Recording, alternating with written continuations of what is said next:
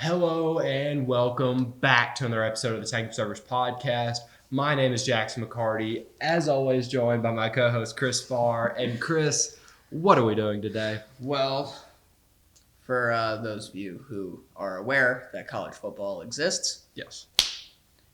Senior Bowl just happened. Mm-hmm. We're doing the winners and losers of that. It did indeed. And while we are doing the winners and losers of the Senior Bowl game, it does not include practices. No guys like Graham Miners had a really good showing.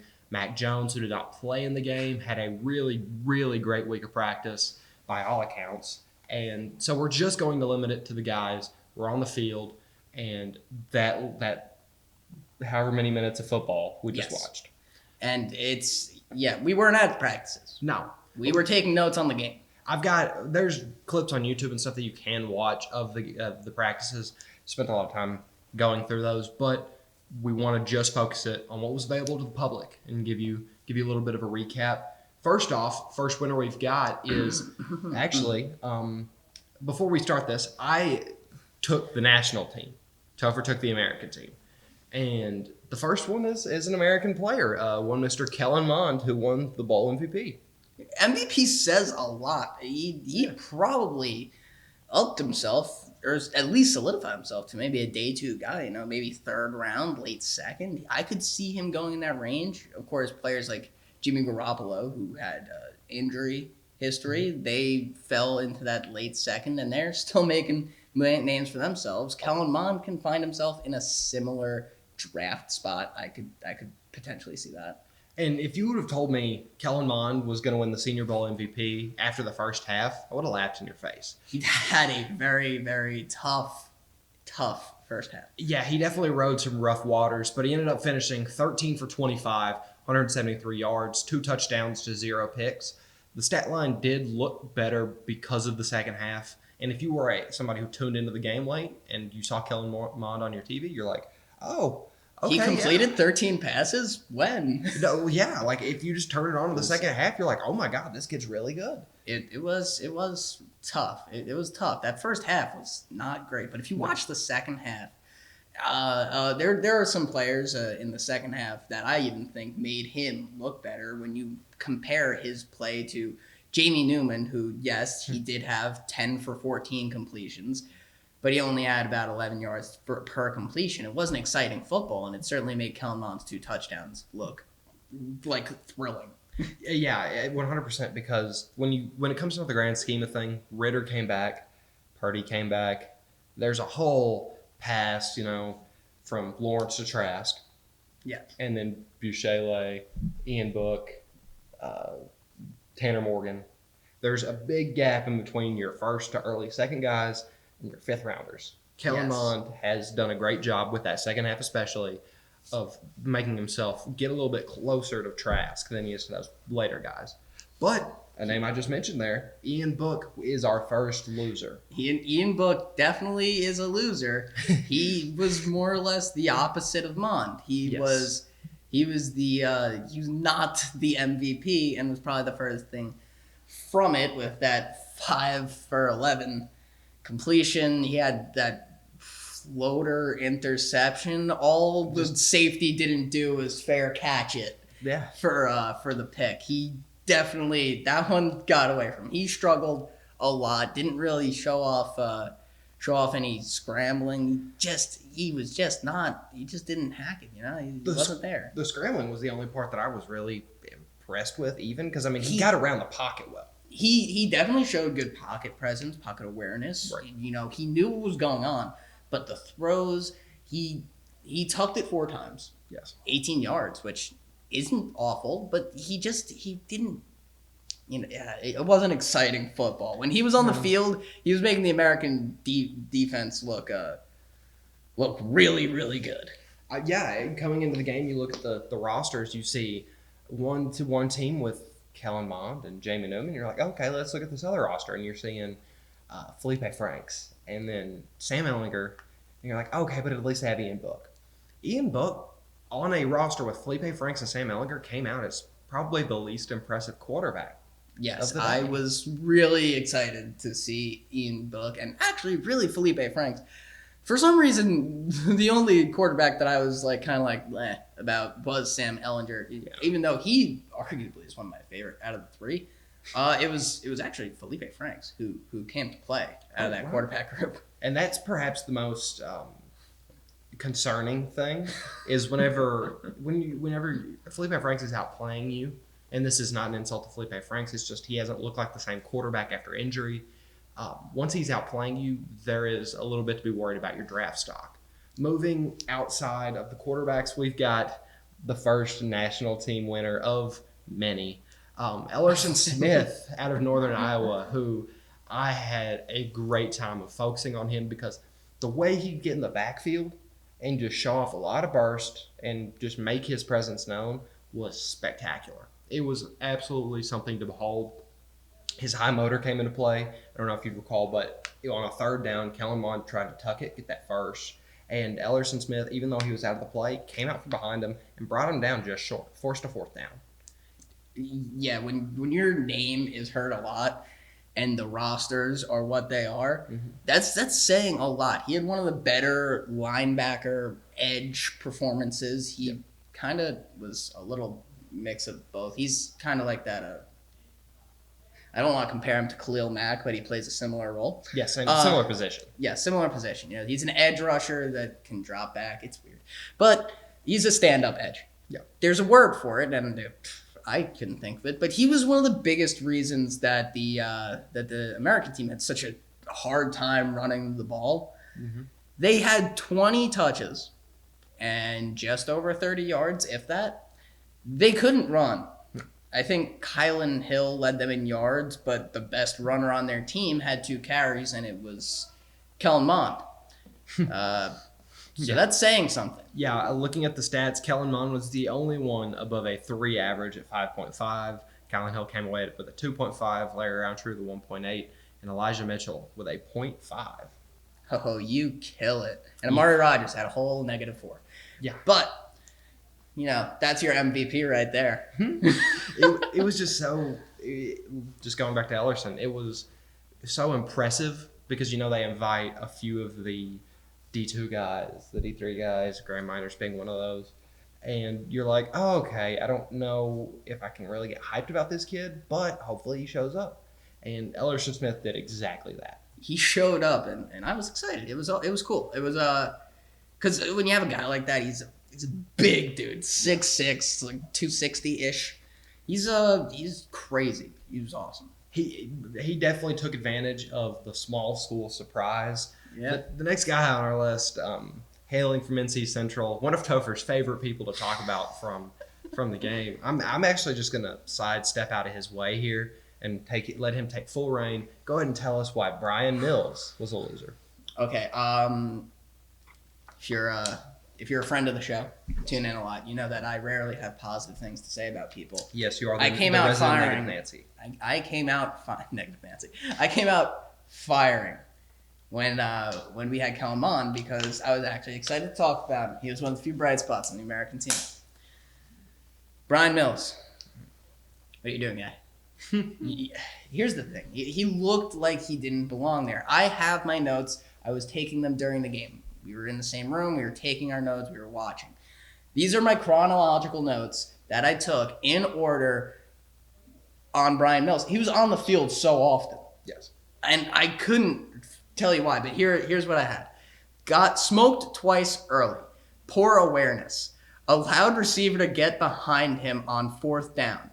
Got mossed. And he did. He did. And bad positioning. And then around late in the 3rd quarter, I just wrote, why did you come? I wrote, why did you come? He looked like he didn't belong there. He wasn't keeping up. Yeah, no, it was a really rough showing for him, especially because like we're talking about these small school guys. They have one really good chance to impress, and he comes out and just really didn't hit the right marks. No, he had a really, really hard time, and that's okay. It's just he couldn't hang with the better talent, and it showed. It showed that he couldn't keep up with these guys. I wish that they had him on the field a little less. Maybe a smaller sample size could have helped him. Yeah. Put him on the field in better situations. Don't put him on when you're on 4th down. I can't remember the receiver's name, but he let him get behind him. He turned around, made a good catch. It was a good play, but it was also terrible coverage. It was a bad job by Brian Mills, and he had a bad showing. And if he was looking at one of those later round selections, maybe fighting for a practice squad spot in like the 6th, 7th round, Definitely a day 3 guy. he likely just got himself off that list with the way that he played today. Yeah. Or yesterday. Unless he just jumps Wherever to the roof. whenever this airs, Saturday. Yes, Saturday. Whenever this airs, it was Saturday. It said today, yesterday, and we're filming on Sunday. a day for sure. It was definitely a day that is in the week. Yes, 100%. But you mentioned Brian Mills got mossed. Let's go ahead and talk about the next winner, who was actually the receiver to moss him, one Mr. Dez Fitzpatrick, another national representative. Yes. If you can ignore the drops, which I'm happy to because that wasn't a thing that happened a lot at Louisville, he had a phenomenal game. He had, I believe, 6 catches, 90 yards. Yes, those are the stats that he had. Yeah, 6 catches, 90 yards. Didn't have a touchdown, but mossed one Mr. Brian Mills. Poor Brian. Took it right over his head and was Mills. sidestepping and managed to use his quick feet, which he showed a lot of in this game. He stayed in bounds and finally worked his way out after the catch, but had a really nice toe drag. Showed that he was aware of the NFL rules, got 2 feet down. It was when we were watching, I actually didn't think he got in. I didn't even see the toe drag. It was such a smooth play. They actually had to go down to one of the cameras that were damn near on the ground, and it showed the turf spitting up. It was a very impressive catch. Hard to ignore. One of the first replays we saw, it still didn't look like he caught it. We were like, okay, yeah, it's 1 foot. He just hadn't made the adjustment. Made the toe drag, did a really good job with that. That would have found its way into Nate Robinson's toe drag flag. Oh, 100%, and it might already have by the time this airs. Oh yeah, no, I bet they will have that since there was no NFL today. Yeah, maybe we just call it our NFL shot. to speak. But yeah, he did a great job of showing out, especially when you had guys who were getting a lot of hype from practices like Demetric Felton, like Darby. There was a bunch of different names that you were hearing. Dez Fitzpatrick said, I'm going to silence this noise. It's my time to shine. There are a few receivers you could say outplayed him if you even want to put the argument up. I think Amari Rodgers had a good showing. He had a touchdown, like 3 catches, 30-something yards, but I thought that he had an impressive day. And maybe Shi Smith had a few catches that I thought were very impressive. But Dez Fitzpatrick certainly probably put up the best numbers and probably had some of the better highlights. Yeah, I'd say so. And he was punishing the American secondary for the entirety of the night. Another member of the American secondary who made the losers list, one Mr. Tyree Gillespie. When it comes to Tyree Gillespie, it is not about the way he played that puts him on this list. He actually had a solid performance. He played good legal coverage. He made some solid hits. But he has to be the most unlucky player that graced us with his presence in that game. Yes. He had a very good play. He hit a hard gap to get into the backfield, the guard and the center split. He hit the gap. Don't know which gap it was. But he made it through. Missed a tackle. Michael Carter breaks it for 30-something yards. Yeah, he was in the backfield, came off the back hip, completely missed the tackle. He got an ankle. Michael Carter shrugged him and then dipped for one of the best highlights in the entire Senior Bowl. Yeah. It was even better because Carter decided to cap it by hurdling the Reese's sign, and everyone loved it, and everyone was, oh! But you know what? Tyler Gillespie, no one's going to remember that you made a great play to get into the backfield. They're going to remember that you missed the tackle, and Michael Carter went yard. Absolutely whiffed it, unfortunately. Yeah, he whiffed it. And then, it doesn't end there. It wasn't just the one play. Then, a receiver. I don't remember his name. It might have been Yeboah. Was it Kenny Yeboah? It was Kenny Yeboah. I believe it was Kenny Yeboah who made a catch. And it wasn't an easy catch because Gillespie came in and he killed him. He made an incredible play on the receiver. But maybe if he decided to play the ball, He wouldn't have caught it because he grabbed it and he held on. Damn near did a front flip, held onto it, and almost scored a touchdown. He went down to the 1 yard line. No, he did score a touchdown. He They landed called that touchdown? Yes, he landed on the back of the defender, so he wasn't down and extended. And he had a Yeah. touchdown scored on him. Yeah, On a play that wasn't his fault. It was a better play by Yeboah than it was a bad play by him. But no one's gonna remember that it was a good play on the receiver. They're gonna remember that he held on to that ball and it was a touchdown. Exactly. And it was on Tyler Gillespie. Tyree, not Tyler. Have I been saying Tyler the whole time? No, I think you were saying Tyree at the beginning. Tyree. Maybe. I'm sorry, but you lost the Senior Bowl despite playing well. Yeah, Despite playing well, you're a loser. it's an unfortunate mixed bag for him, and a lot of the Tough. defensive players weren't all that great for the American team. I think Tyree played above the American team standard. He did. He was just he was just on the receiving end of one of what I would say probably three major highlights: the interception that Elijah Taylor forced. Yeah. The three highlights from the game, or Keith Taylor, excuse me, on the sideline whenever it got batted up, Oh yes. the Moss by Fitzpatrick, and then that play. Those would be and Michael Carter's run. So four. Those four plays would be probably the highlight reel, and two of which came against poor Tyree Gillespie. Yes. But- Who knows? Maybe they'll see the bright spots in his game. But For- you know what? I can only remember those highlights. Yeah, while it was unfortunate for the American team's defense, almost as a whole, Yes. another national team defender really Makes made the his presence winners known. list. Oh baby. Would you like to try his name, or do you just want me to do it? I'll follow your lead. Okay, it's Oso Digizua from UCLA. In the first half, just dominating the American team offensive line. Absolutely crashing. Jonathan Cooper did a good job. He didn't have much of a statistical impact. Was proud of him, how he was getting at it. Dalen Hayes did a good job. Oso Digizua getting in the back was just causing Kellen Mond. I think he was the main reason why Kellen Mond couldn't find a groove in the first half. He had a tough first half, and I, as much as I'd like to credit all of the members of that defensive line, Yes. it's a lot easier to just crash on the offensive line. So you were doing the watching on the defensive line. Why don't you just tell us why this offensive line took such a hefty beating? He was pounding, specifically Osa, because it was almost like he would open the floodgates. He was just pounding through the interior, and as soon as he got through, people were trying to readjust to contain him. All of a sudden, Dalen Hayes is free. All of a sudden, Jonathan Cooper's free. You could tell that these offensive linemen had never played on the same team before. That's the feeling I got. Because once you were watching them, it was like, okay, these guys don't have chemistry. And Oso Digizua knew that, took full advantage of it, and did a great job of making us believe for the first half that Kellen Mond is not the quarterback that we should be watching. Of course, in the second half, warmed back up. Osa didn't play as much, didn't quite as much pressure, but major props for the first half. Yes, it was outstanding, and I think it's a really good way to lead into our next loser, Yes. which is the entire American team's offensive line. I'm going to let you take the lead on this so that I can just go off in the second half the way that Kellen Mond did.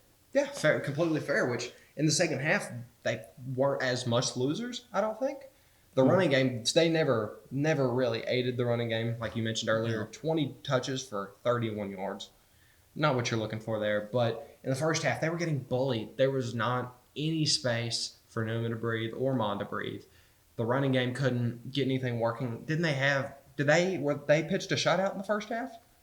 Yes, they did. The Kellen Mond had 2 second half touchdowns. Yes. Okay. So held the American team to 0 points in the first half. That alone is impressive. Yes. But the American team offensive line was the contributing factor to that. They repaired it a little bit in the second half, but wasn't enough to erase it by any means. Yes, as a whole, they completely failed to run block. They gave 0 space for any of the running backs to make plays. Luckily, it was 3 stronger backs that could power through a few tackles if they needed to. and managed to, have more than 1 yard per carry. But as a whole, they just were terrible. They had very little awareness when other blockers were starting to fail. Right. One person that I noticed, was severely getting punished was Drake Jackson, who actually also had a very bad snap on a 4th down that Jamie Newman desperately tried to pick up and fix that mistake, but ended up being inches short. Deontay Brown. What happened, dude? You were like a 2nd-round pick. I don't know if you will be anymore, but after that performance... It's a rough game. Yeah, you had a tough game. I didn't see a lot of Alex Leatherwood. I don't know if he actually ended up playing. I didn't see him out there. I didn't take any note of him. Deontay Brown, circling back, was who Osa was faced up against most of the time. Oh, that makes sense. Yeah. And there were just a few times. The tackles were collapsing more often than they were holding up, which is why I was trying to look for Leatherwood, see if he was making any difference, but I didn't see him out there. Yeah, I'm sure he was probably one of the sitters. He didn't need to be in that game. No, he didn't. And then, Drake just kept getting blown by on the interior as well.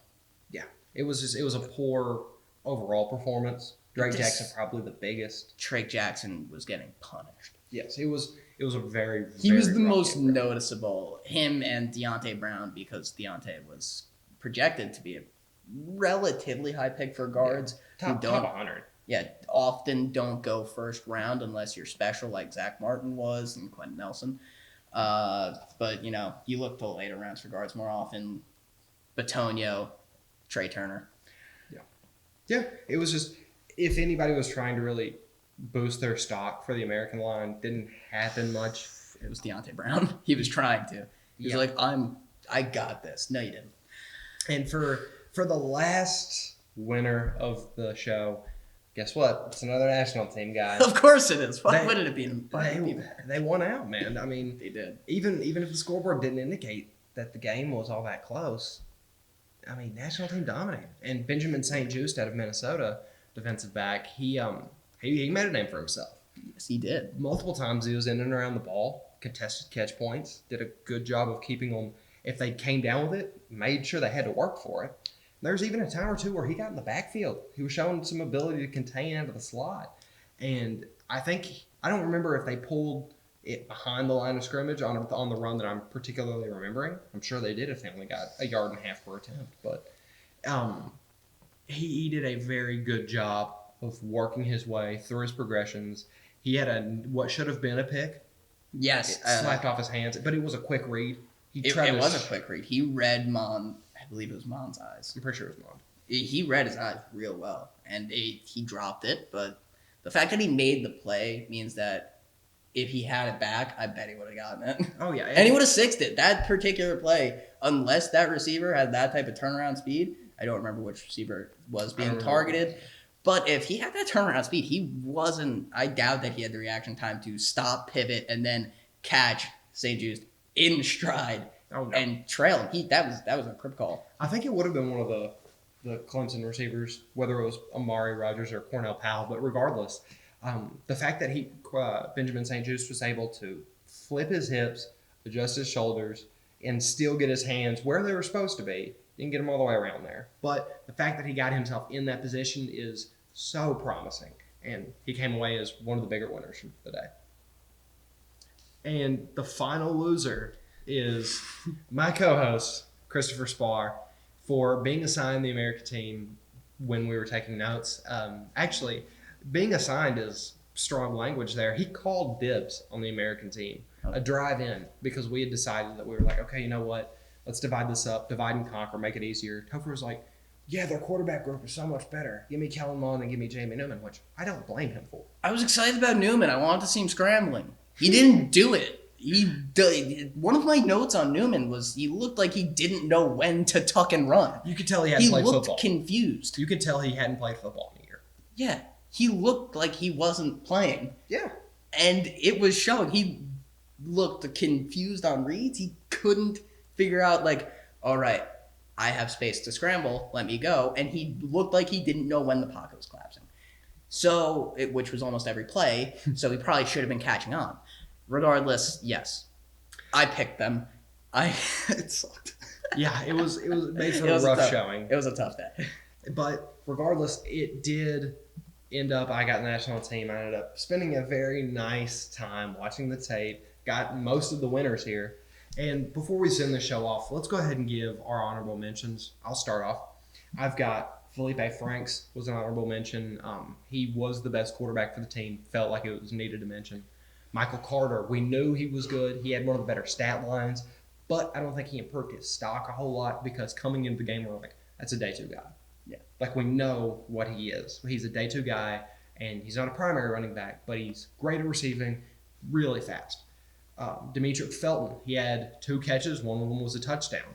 He showed a lot of fundamental awareness, really strong. If you remember that stiff arm that he Yes. kept, I believe it might have been Brian Mills. That he Probably kept was. But he did a great job. Divine Diablo, one of the best names at the camp. Certainly is. He was around the ball a whole lot. You could hear his name quite a bit in the broadcast. Always a good sign. And Keith Taylor, who had a bit of mixed play at the beginning, but really helped, including forcing an interception later on in the game. Yes, and my honorable mentions, Trey McKitty, who was probably the best offensive lineman on the American team, and he's a tight end. He is. So I would say, honestly, probably a later day guy, either late 2 or around the mid ranges of 3. Okay. But I think that he probably improved his stock with his blocking because he kept the pocket cleaner than any of the offensive linemen did. Yes. KJ Britt, great showing at linebacker. Showed up most of his guys. I mean, Jabril Cox, you could argue, could be on this list too. He was solid in coverage, but didn't do anything special. I thought Britt was probably the best linebacker on the American team for that game. Yeah. The 3 best receivers on that team, as far as I was watching, I thought it was Amari Rodgers, Shi Smith, Trevon Grimes. All had great showings. Yes. And Janarius Robinson, a team with Marvin Wilson and Quincy Roche, I thought was probably the best defensive lineman on that team as far as that game went. He was definitely the most disruptive as things unfolded. He was in the backfield more than anyone else, and Quincy Roche probably needed that game to boost his stock back up because he's starting to leave the minds of a lot of people. But I think Janarius Robinson showed him up. Unfortunately for Roche, he has kind of become the solidified Miami edge number 3. Yes, Which certainly has. With that talent, with that level of talent on the team, being edge 3 is not bad. Yes, but I think he arguably could have found himself on the losers list for us if I hadn't had to watch that team play. Yeah, he might have been the last loser. Yeah, thank God for Brian Mills and the boys for keeping your precious Quincy Roche off the list. I like Roche, but Janarius Robinson showed him up. He really did. He was so much better that game. Yeah. I think he had the only sack for the American team. I'm pretty sure. Regardless, to let us know what you thought down in the comments below. Did we miss on any of the big winners or losers? Yeah, easy enough episode. And next time we're back, it will be another superlatives episode. We'll bring you the linebackers. But as always, I'm Jackson McCarty. And I haven't slept in 3 days. See you guys next time.